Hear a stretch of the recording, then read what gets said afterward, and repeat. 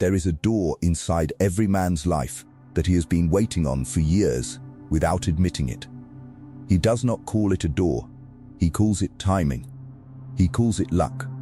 He calls it the right opportunity, the right woman, the right mentor, the right break, the right city, the right phase of life, when everything will finally feel less heavy and more arranged.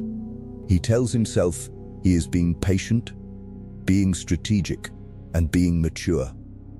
But underneath the vocabulary, there is something simpler happening.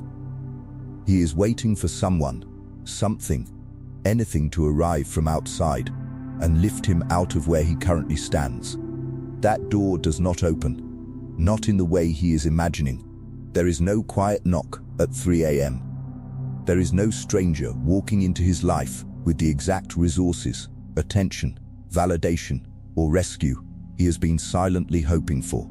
There is no parental figure, real or symbolic, who is going to walk into his apartment, sit across from him, and say, "I see what you have been carrying. Hand it over. I will take it from here." That fantasy is not a weakness. It is human. Every man, at some point, secretly hopes for it. But the men who eventually become heavy in this world are the ones who somewhere along the way finally let that fantasy die without ceremony. They stopped scanning the horizon for a savior. They turned their eyes back to their own hands. And in that quiet, internal pivot, their entire life began to belong to them for the first time. Most men never make that pivot. They keep the door in the back of their mind, slightly ajar. They keep waiting for something that fits the shape of rescue. They sometimes do not even know what they are doing. They simply notice that they cannot fully commit, that they cannot fully decide, that every plan they make has a small, invisible asterisk attached to it, unless something better arrives. That asterisk is the door. It is the secret place inside them, where their power is still being held in reserve, waiting for an external permission slip that is never going to be issued.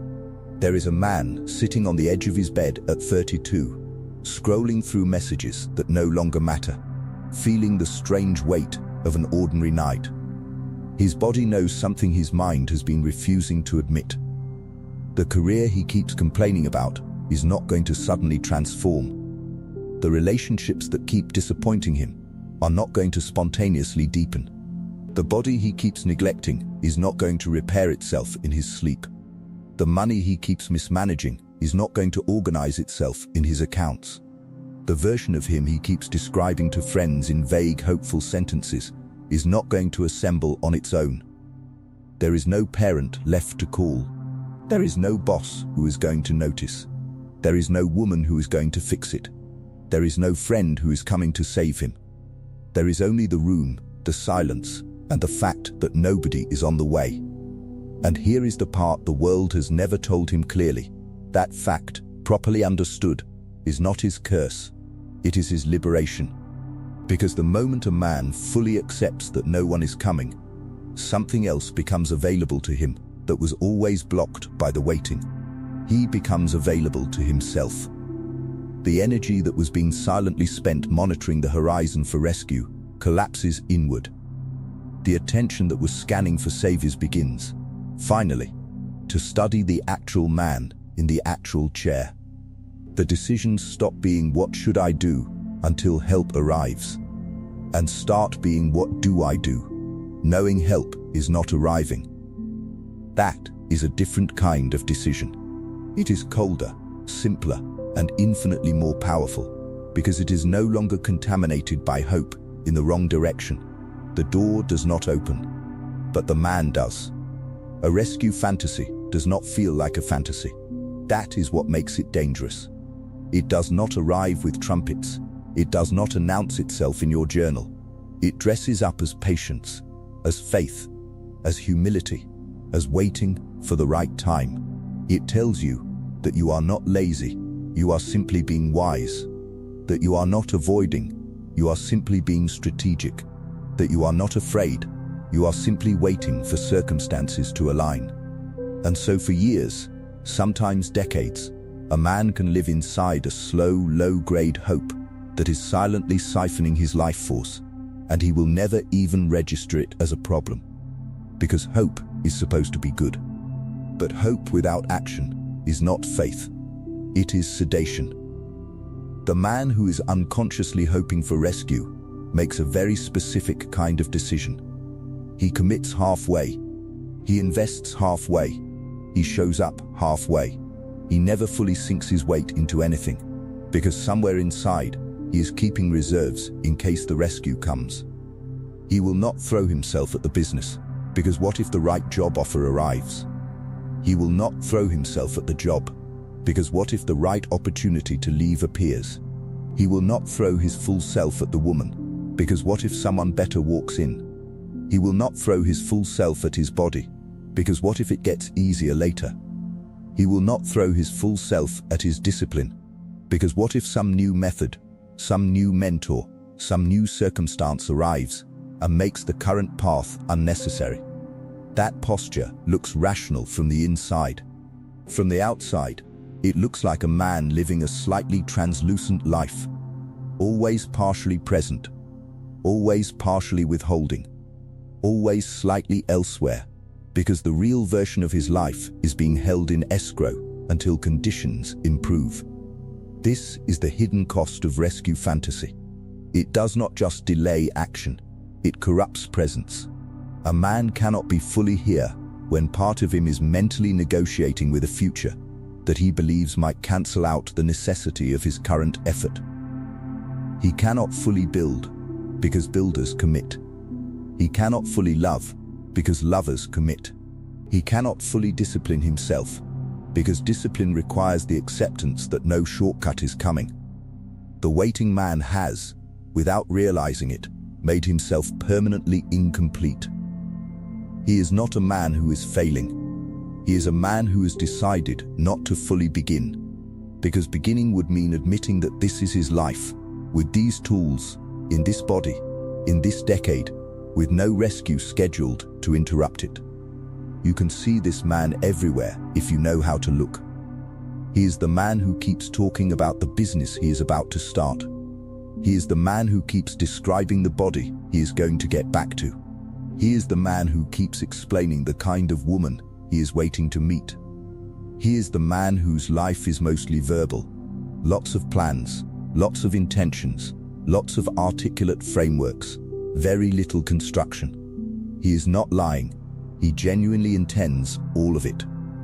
But his nervous system has been wired by years of secret, hoping to interpret intention as accomplishment. He gets a small dose of relief from talking about the future, and that just barely takes the edge off the fact that he is not actually building it. Meanwhile, his life keeps quietly aging around him. There is a man at a wedding watching a younger version of himself in the form of the groom. He congratulates the man warmly. He hugs him. He buys him a drink. And on the drive home, he feels something he does not say out loud. He realizes that for the last 10 years, he has been waiting for his real life to start. He has been treating his current existence as a kind of waiting room. A long, well-lit corridor with comfortable chairs, where eventually a name, his name, would be called, and the real chapter would begin. And he is just starting to understand that the corridor was the chapter. The waiting room was life. Nobody is going to call his name. There was never a back office. There was only what he did while he was waiting. That realization, fully felt, breaks something in a man. But what it breaks is exactly what needs to break. It breaks the soft contract he had with the future. The contract said, if I am patient enough, polite enough, hopeful enough, decent enough, eventually, I will be rewarded with the life I imagine. That contract was never signed by anyone but him. The universe was not a party to it. Other people were not a party to it. It was a private agreement between his fear and his fantasy, and it has been controlling his behavior from a place he did not even know existed. If this is hitting a place you have not let yourself feel for years, right awake, because once that contract is voided, the entire trajectory of a man's life becomes available to him again. He stops waiting for life to begin. He starts behaving like a man who already knows there is no second chance disguised as a savior coming. There is a quiet, almost inaudible moment in some men's lives where they accept, for the first time, that they are the final authority on their own existence. Not their father, not their boss, not their woman, not their mentor, not God in the form they were taught to outsource everything to. Not the imagined future version of themselves who has figured it out. Them. The man is currently sitting in the chair, the one with the imperfect body, the unclear income, the uncertain love life, the unfinished projects, the half-built standards, the still immature reactions. That man, with all his unresolved parts, with all his ongoing weaknesses, with all his unbuilt skills, he is the one who has to decide, forever. Most men never accept this. They keep handing the decision off to their parents in their 20s, to their employer in their 30s, to their partner whenever something becomes uncomfortable, to the next guru, the next book, the next podcast, the next system, the next mentor. They want someone, anyone, to tell them what to think about their own life. They want a verdict from outside. They want permission they will never give themselves. And every time they outsource the authority, they lose another piece of their own gravity. Because authority that is given away cannot be borrowed back without a cost. You can see this in the man who, at 40, still asks his mother whether his decisions are wise. Not for input, for permission. You can see it in the man who, at 35, still needs his girlfriend to validate his ambitions before he allows himself to pursue them. You can see it in the man who is intellectually brilliant, but cannot make a single major move until 3 people he respects have signed off.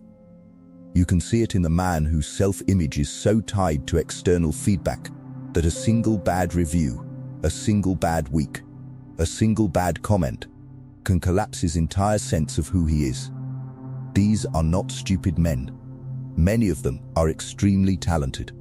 They are simply men who never crossed the internal threshold of self-authority. They are still, somewhere, children waiting for the adults to tell them what is real, what is allowed, what is enough, and what comes next. The day a man crosses that threshold, his life changes in a way that is hard to describe to anyone who has not done it. He still listens to people. He still considers input. He still values mentors, friends, partners. But the locus of decision has migrated.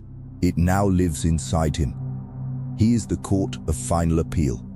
He is the one who, after taking in all the information, signs the order. He stops looking around the room for confirmation when he speaks. He stops watching faces to see whether his idea has been received warmly enough to continue believing in it. He stops waiting for his life to be ratified by people who, frankly, do not have the bandwidth or the perspective to ratify it. And once that internal migration happens, something strange occurs in the way the outside world responds to him. People begin to defer, not in a dramatic way, not in a way they could even articulate. They simply begin to feel that this man has something they do not have, something they cannot quite name, and that something causes their nervous systems to adjust around him. Decisions in groups start moving in his direction. Conversations rearrange themselves to include his weight. Women who used to flicker in and out of his life start treating him with a different gravity. Men who used to talk over him start listening for slightly longer. None of this is because he became louder or more aggressive. It is because authority, internally seated, radiates. The world is highly sensitive to it. It has been trained for millennia to recognize the difference between a man who is the seat of his own life and a man who is still waiting for someone to tell him what his life is. There is a younger man sitting in his car after one of those conversations where a small humiliation occurred. He used to leave such moments feeling smaller, scattered, defensive. Today he notices something different. He notices that he is no longer outsourcing the verdict of who he is to the man who tried to diminish him. He hears the words.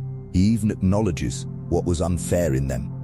But somewhere in the center of his chest, there is now a court that has already heard the case. And the court has ruled in favor of him, not arrogantly, not theatrically, just structurally. He simply knows who he is now, in a way that no external voice can fully overturn anymore. He starts the engine and drives home, and on the way, he understands that this is what no rescue could ever have given him. This is something you cannot receive. You can only build it by repeatedly refusing to hand it away. This is the deeper meaning of nobody coming to save you. It is not that you are alone. It is that nobody can sign the document that only your signature can make valid. Nobody can authorize your life on your behalf. Nobody can hand you a sense of self that you did not earn through your own decisions and your own refusals. The day you accept this, you stop being a man waiting for adoption by reality and become a man finally living inside his own jurisdiction. A lot of men confuse loneliness with being alone. They are not the same thing. Loneliness is a wound. It is the ache of needing something from outside that is not arriving. It is the experience of being unable to tolerate your own company. Because in your own company, you have to meet yourself, and the version of yourself you keep meeting is one you have not yet learned to respect. Loneliness, in this sense, is rarely about an absence of people. It is about an absence of self. Being alone, fully alone, sovereignly alone, is something else entirely. It is the experience of being inside your own life without needing anyone to validate that life from outside. You can be surrounded by people and still be in that state. You can be in a long marriage and still have it. You can have many friends and still have it. It is not a withdrawal from the world. It is a quiet repositioning of where your center of gravity lives. Instead of living in the gaze of others, their opinions, their needs, their reactions, their approval, your center has been brought home. You are with yourself, and that being with yourself has a stillness in it that most men have never experienced for more than a few minutes at a time. Standing completely alone in this way is one of the strangest and most useful powers a man can develop. It is what allows him to negotiate without desperation, to love without grasping, to work without performing, to wait without anxiety, to act without rehearsing the speech he will give if it goes wrong. It is what makes him calm in rooms where everyone else is auditioning. It is what makes him patient in conversations where everyone else is rushing to be understood. It is what makes him slow to react, slow to commit, slow to abandon, and slow to forget. Because a man who can stand fully alone is no longer using the world to fill a hole that was never the world's responsibility. There is a scene that plays out in countless lives that explains this with painful clarity. A man and a woman are arguing. Not loudly. The argument is the colder kind, the kind that happens in tone and silences, and what is not said. She is, at this moment, holding most of the leverage. She knows it. He knows it. The leverage exists because somewhere inside, he has organized his sense of being okay around her continued affection. So when she withdraws her warmth, his nervous system collapses inward in small, panicked ways. He over-explains. He softens.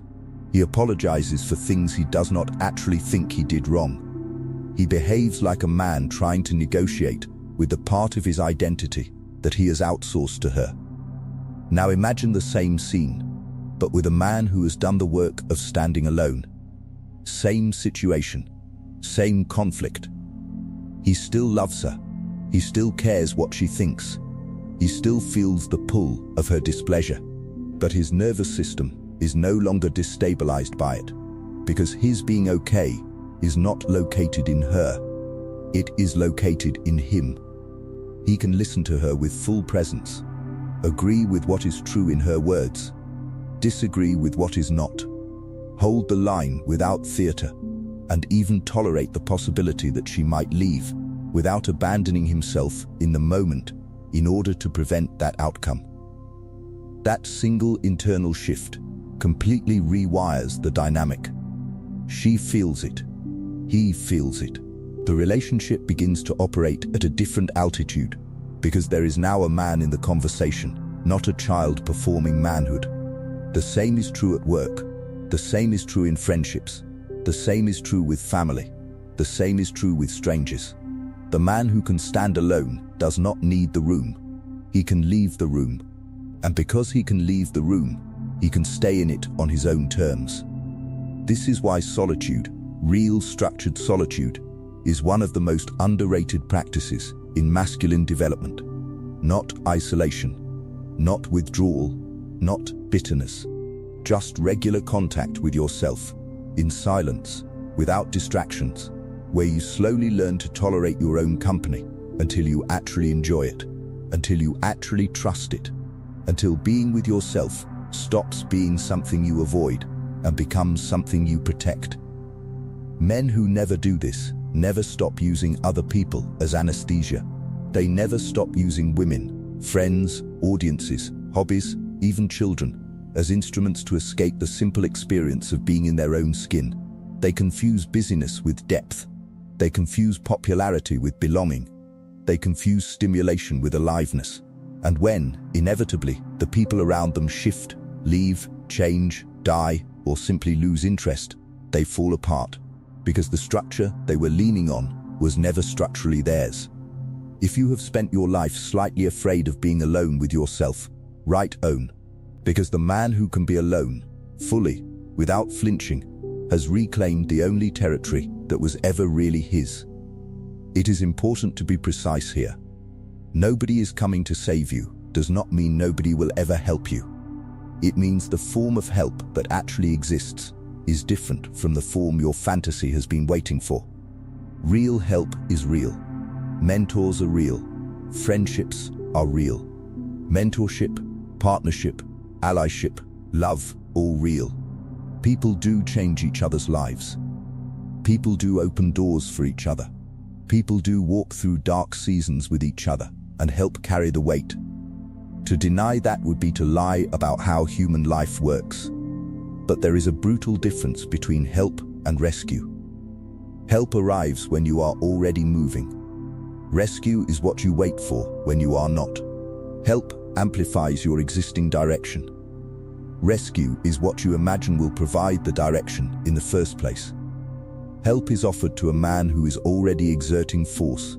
Rescue is hoped for by a man who is hoping not to have to exert force. Help is given to men whose lives are already in motion, because help, by its nature, attaches itself to motion. It cannot attach to anything. It cannot lift a man who is lying still. Mentors do not adopt directionless men and turn them into champions. They find men who are already swinging in the dark and refine their aim. Investors do not fund vague dreams. They fund operators who would have built something anyway, with or without them. Partners do not save unfinished men. They marry men who are already on a path, and then walk that path with them. Even God, in most traditions, is described as a force that meets a man halfway, not one that carries him while he sleeps. So the question for a man is not who is going to help me. The question is, what am I doing that is worth helping? That single reframing changes everything. Because the moment a man stops scanning for rescue and starts scanning for what he is actually producing, what he is actually committing to, what direction he is actually moving in, he becomes the kind of man that help finds. Help finds force. It cannot help finding it. Even a small force, applied consistently in a specific direction, eventually attracts other forces. Resources show up. Mentors show up. Allies show up. Women show up. Doors open. Not because someone outside decided to open them, but because his movement has finally become real enough for the world to respond to. There is a man in his late 20s who spent years asking how to find a mentor. He read articles, he asked older men, he went to networking events, he sent careful messages. Nothing stuck. The mentors he pursued politely backed away. He could not figure out what he was doing wrong. Then, slightly out of frustration, he stopped pursuing mentors entirely and just started building something on his own. Imperfect, awkward, public. He committed. He produced visible artifacts of his thinking. He failed publicly, learned publicly, kept going publicly. Within 18 months, 3 older men who had ignored his messages before were now reaching out to him. Why? Because they could finally see him. Before, he was a polite shadow asking for help. Now he was a moving object with a direction.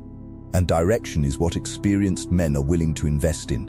The mentorship he had begged for arrived only after he stopped needing rescue and started producing motion. This is the law most men miss. The world is not stingy with help. The world is stingy with rescue. Because rescue is not a structurally available resource.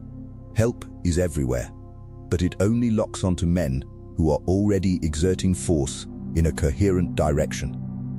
Until a man is doing that, his cries for help are not even technically being understood by the system around him. There is nothing to attach to. There is no signal. There is just noise. Hopeful, articulate, well-intentioned noise. This is why nobody is coming to save you is, on closer inspection, almost a gift. It clarifies what kind of help is actually available. It tells you that the gate is not closed because the world hates you. The gate is closed because you have not yet shown the world a moving man it can hand its resources to. The moment you become that man, the gates open. Often suddenly, often more than you expected. But none of them open in advance. None of them open while you are still in the chair. The gate is a response, not an initiator. Your motion is the initiator. So you stop asking the wrong question. You stop asking, who is coming? You start asking, what am I in motion about? And once you have an honest answer to that, you stop being the kind of man rescue is supposed to find, and start being the kind of man real help cannot help but find. There is a strange gift hidden inside being a man nobody is rushing to save. You are also a man nobody is rushing to watch. You are not being scrutinized. You are not being monitored. You are not being expected to produce anything spectacular. You are not the favored son. You are not the obvious heir. You are not the chosen prodigy of any institution. You are not at the center of anyone's plan. And in the loudness of a world obsessed with visibility, this can feel like a punishment. It is not. It is one of the most strategically valuable positions a man can occupy. Because attention is a tax. The man who is constantly being watched is constantly being shaped by the watching. He cannot fail privately. He cannot evolve privately. He cannot experiment privately. Every move he makes is interpreted, recorded, judged, compared. People who are watched from young ages often have impressive resumes and shockingly fragile selves because they were never allowed to be ugly in private, long enough to become beautiful in public. The man nobody is coming to save is also the man nobody is bothering to track. His failures are not press releases. His missteps are not catalogued. His ugly beginnings are not preserved in anyone's archive. He gets to be bad at things in silence. He gets to start over without fanfare. He gets to abandon entire identities without explanation. He gets to evolve in the dark, repeatedly, for years, with nobody updating their model of him in real time. By the time the world finally turns its attention to him, the man it sees is not a draft. He is a finished article. The world meets the result, not the rehearsal. This is one of the underrated mechanics of long-term power. The most dangerous men in any field, in any era, almost always come from positions where they were initially overlooked, dismissed, or considered safely irrelevant. They were not the obvious bet. They were not the polished candidates.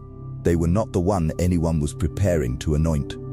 And precisely because of that, they were given the most valuable gift available to a developing man: time without observation, time to fail without consequence, time to build without scrutiny, time to compound without comparison, time to become someone in private without having to perform that becoming in public before it had structurally formed. There is a man at 26 who has watched his peers arrive faster than him. The friend who got the high-status job, the cousin who got the startup money, the classmate who married well, the other classmate who got famous on the internet.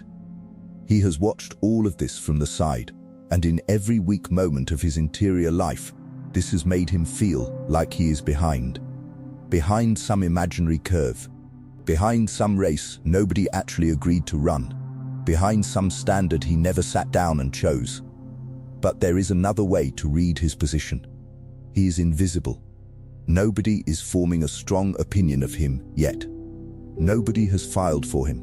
Nobody is keeping score on his behalf. The friend who arrived early has now to defend that early position for the rest of his life, or live with the contrast between his peak and his decline. The cousin with the money has had to perform around it ever since. The classmate who got famous now has to keep being interesting in public, in real time, with no offstage. They are all working under the weight of attention. He is not. He still has the rarest commodity in modern life: anonymity inside his own development. If he uses it correctly, that anonymity becomes a furnace. He can take 6 years to become something specific and dangerous. He can fail in his first business and second business and have nobody to apologize to. He can practice a skill clumsily for thousands of hours in private. He can read the books the visible men never had time for because they were too busy maintaining their image. He can build a body that nobody is rating until the year it suddenly appears, fully formed. He can become a man whose presence, when it finally arrives in the world's field of vision, seems impossible to account for, because the world was not paying attention during the years that actually made him. This is the secret advantage of being unsaved.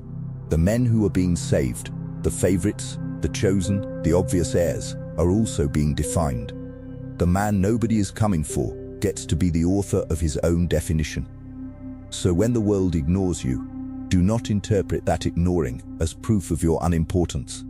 Interpret it as a window that closes the moment the world starts noticing you.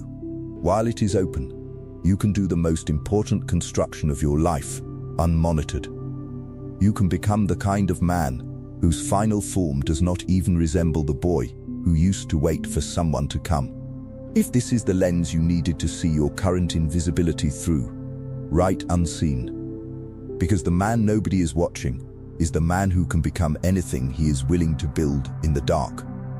People talk about self-reliance the way they talk about freedom, abstractly, as if it is something you put on like a coat. It is not.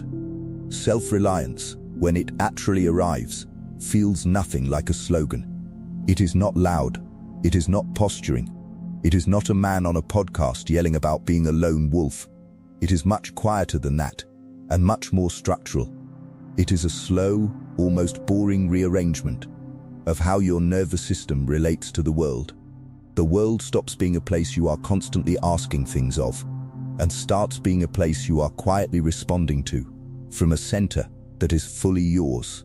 When self-reliance becomes real in a man, he wakes up in the morning, and the first thought is no longer, who do I need today? What do I need to do today? That is a small linguistic shift with a massive psychic consequence.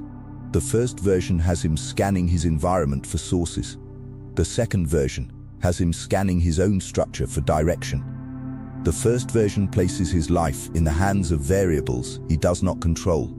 The second version places it back in the hands of the only variable he does control, which is what he does next. He stops getting hijacked by other people's schedules. He still has commitments, but his identity is no longer subordinated to whether other people show up to them. If a friend cancels, he does not collapse. The day was not riding on the friend. The day was riding on him. If a partner is unavailable, he does not deteriorate. The week was not riding on the partner. The week was riding on him. If a client disappears, he does not crumble. The income was riding on his work, not on any single human being. Each of these examples seems small, stacked together. Over years, they create a man whose interior is no longer a hostage to the external weather of everyone else's decisions. He also stops keeping score against the people who failed him. Not because he forgives easily, but because keeping score requires expecting something from them in the first place. Once a man has fully internalized that nobody is coming to save him, the people who did not save him stop owing him anything in his mental ledger. His mother, his father, the friend who disappeared during his hard year, the partner who left, the boss who lied, the institution that overlooked him, they were never going to be the answer anyway. They were doing whatever they were doing. Their failure to rescue him is no longer a wound. It is data. It is information about who they were, what they were capable of, and where they should sit in the hierarchy of his trust going forward. He can be done with them, or keep them at the right distance, or even forgive them, without expecting anything of them ever again. The bill they owed him has been forgiven, not because they deserved forgiveness, but because he no longer needs to carry the unpaid invoice. Self-reliance also changes the way he experiences disappointment. Most men experience disappointment as catastrophe, because their nervous systems have been wired to interpret the failure of external expectations as a threat to their own being. A self-reliant man experiences disappointment as a relatively neutral signal. Something he expected did not occur. Something he hoped for did not show up. This is unpleasant, but it is not destabilizing. He absorbs the information. He recalibrates. He keeps moving. He does not need to write a long internal essay about why the universe is against him. The universe was never for him in a personal way. He was the one who decided to act inside it, and that is still on him, whether the day was kind or cruel. This kind of man is, in a strange way, the easiest kind of man to underestimate. He does not perform his strength. He does not perform his self-sufficiency. He is not always reminding the room that he has been through things. He is calm. He is even warm. He laughs. He listens. He participates. But everyone who interacts with him for long enough begins to feel the same thing. This man does not need me in the way most men need people. He is not draining the room. He is not feeding off the energy. He is in the room because he chooses to be there, and the moment it stops making sense to him, he will simply not be there anymore, without theatrics. That subtle structural fact reorganizes how people relate to him. They are slightly more careful with him. They invest slightly more weight in his words. They notice his absence more than his presence. He has become something rare without ever announcing it. This is the texture of real self-reliance, not aggression, not isolation, not a refusal of love. A quiet refusal to organize his existence around the false hope that someone else would do for him what only he was ever supposed to do for himself. Pain is one of the great constants of a man's life. What changes is what pain means to him. For the man still waiting to be saved, pain is always a kind of betrayal. He interprets every difficulty as evidence that the rescue is overdue. Where is the help? Where is the support? Where is the woman, the friend, the parent, the institution that was supposed to step in by now? Every difficult event, in his mind, is filed under the same bitter category. More proof that the world is not coming through for me. He carries his pain like a man holding up an unpaid invoice toward the sky, waiting for an answer that does not arrive.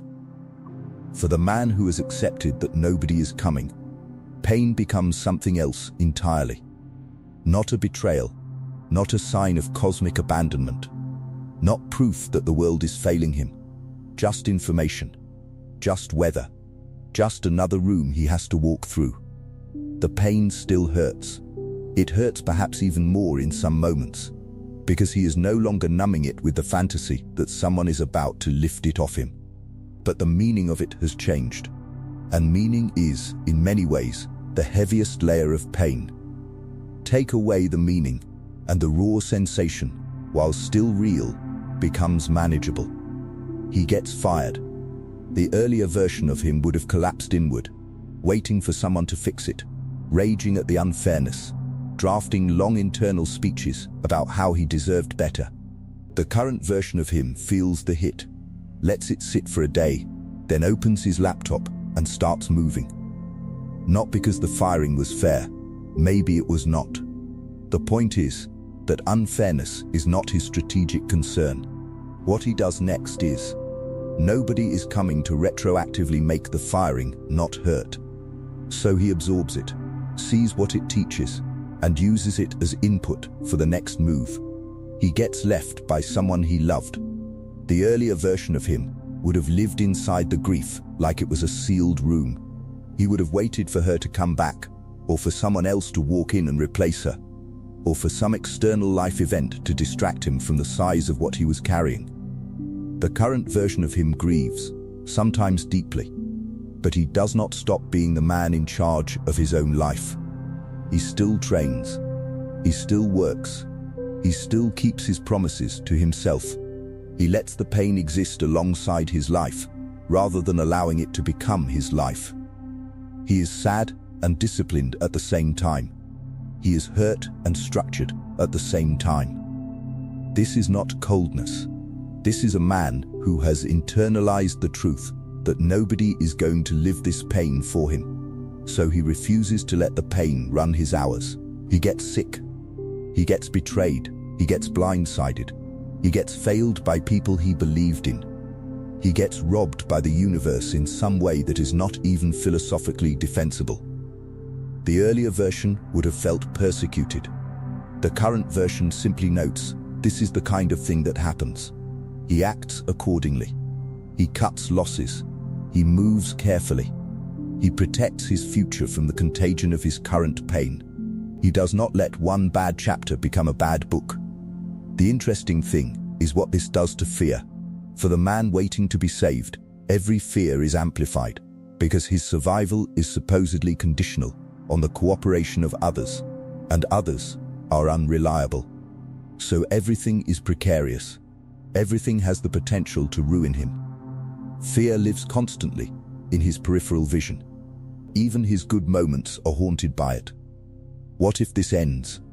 What if she leaves? What if the job goes? What if the money stops? What if the help disappears? For the man who has stopped expecting rescue, fear takes on a different shape. He is not naive. He still knows bad things can happen. But he has done the strange calculation underneath his fear and discovered something stabilizing. If it all collapses, the person picking up the pieces is still going to be me. That is, oddly, comforting. Because he has already met the man who would have to rebuild. He has lived in that man's body for years. He has seen what that man can do. He has watched him survive things he did not think he could survive. So the worst-case scenario, while still ugly, is no longer apocalyptic. It is just another chapter authored by the same author. The narrator does not change, only the setting does. This is the strange relief of full ownership. The downside is also yours. The collapse is also yours. The reconstruction is also yours. But all of it stays inside one set of hands, and over time, those hands get more skilled, more steady, and more trustworthy. The man stops fearing the storm because he has finally accepted that he is, and always has been, the one inside the boat. Nobody is coming to save you has been weaponized in modern self-help in ways that are often unhelpful.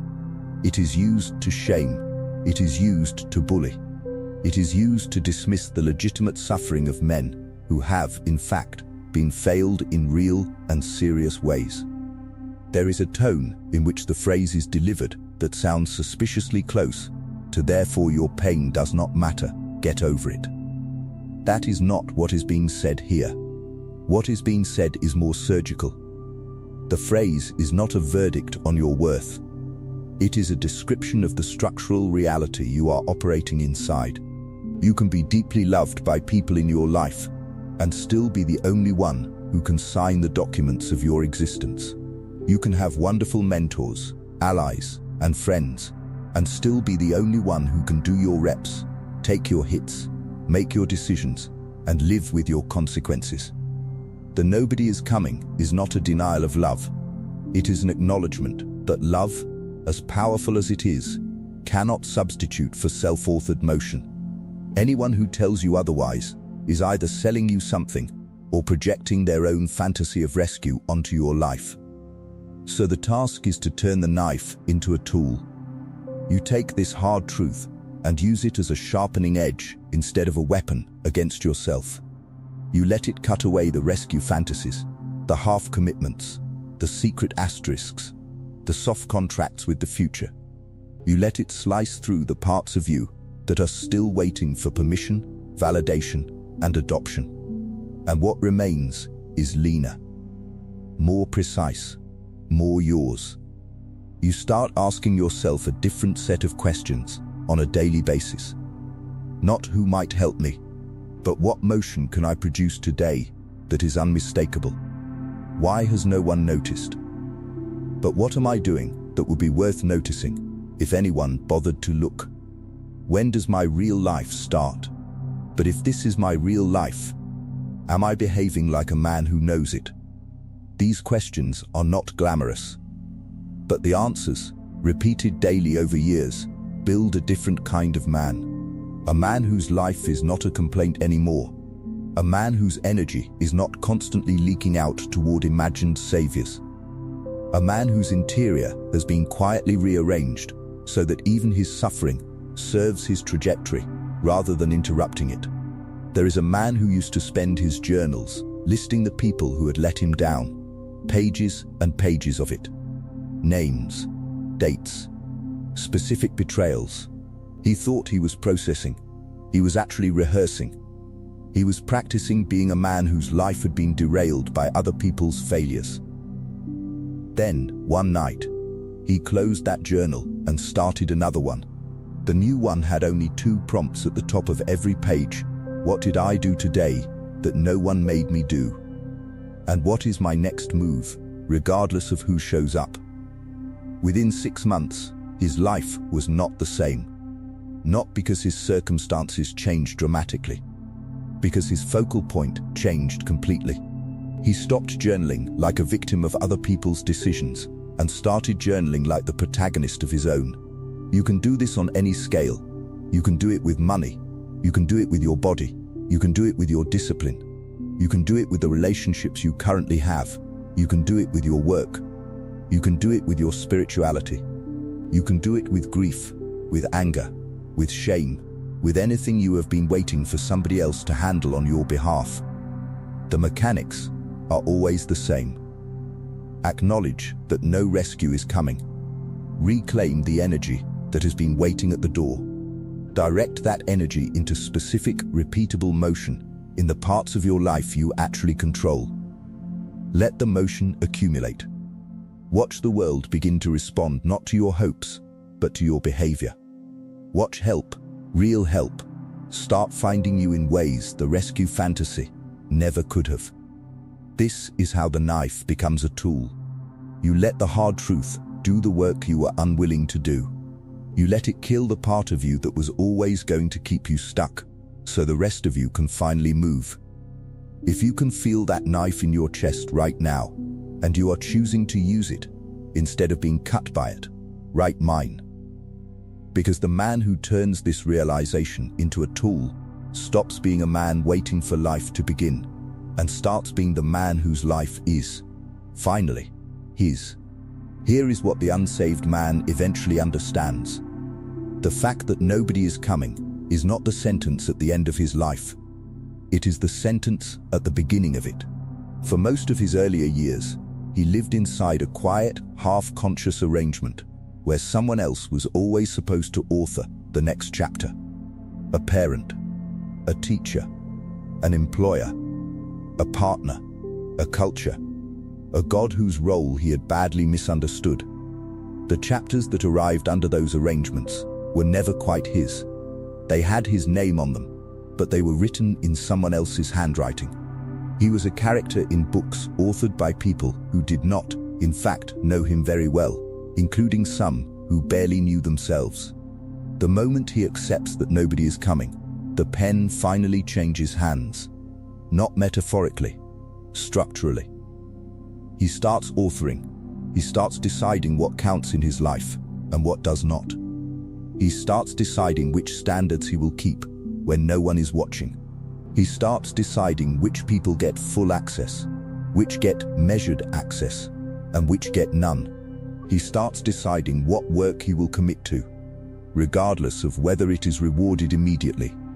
He starts deciding what kind of body he will inhabit, what kind of speech he will use, what kind of attention he will give and withhold, what kind of man he will be in the small private hours when the world is asleep and nothing external is forcing him to be anything at all.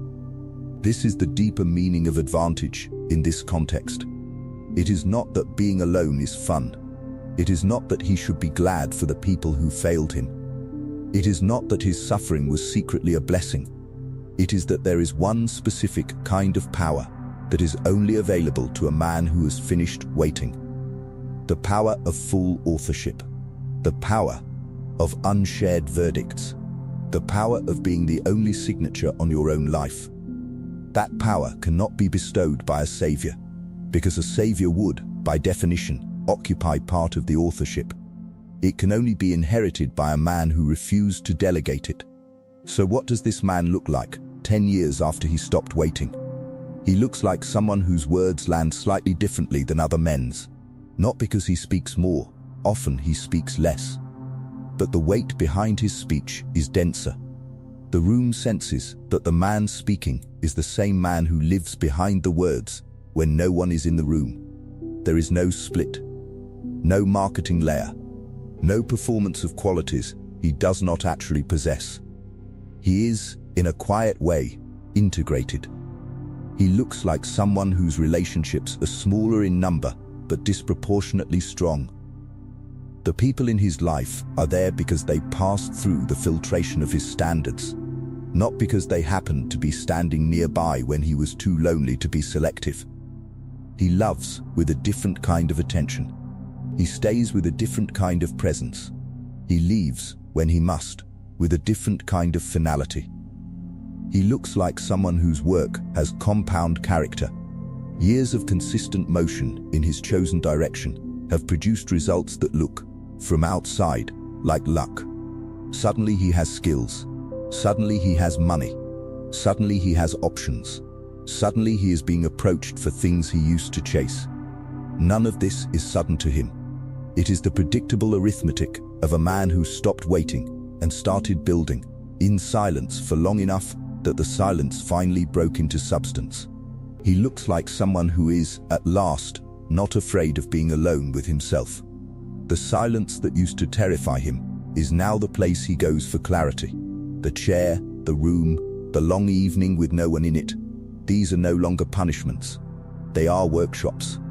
He has met the man who lives inside him, and that man no longer feels like a stranger or a disappointment. There is a kind of friendship there, a quiet alliance with himself that no external relationship can replicate or replace. This is the advantage hidden in solitude. It is not loneliness perfected, it is sovereignty completed. The man who has walked this road can still love people, still rely on people, still receive from people, still be moved by people. But he no longer needs any specific person's arrival to make his life real. His life is already real. It has been real ever since the day he stopped waiting for it to begin. So if you are reading this in one of those private hours where nobody is on the way, no message, no call, no rescue, no answer, understand what is happening. You are not being abandoned. You are being given the most expensive permission a man can be given. The permission to stop waiting. the permission to stop hoping in the wrong direction, the permission to put your hands back on your own life and discover that they have been strong enough to carry it the entire time. You just kept setting it down, looking up the road for someone who was never going to come. Nobody is coming. And that is not the end of your life. It is the first honest beginning of it. If this monologue gave language to something you have been carrying for a long time without being able to name, leave a like. In the comments, tell me which section hit hardest. And subscribe if you want more monologues built for men who have stopped waiting, stopped explaining, and finally started building.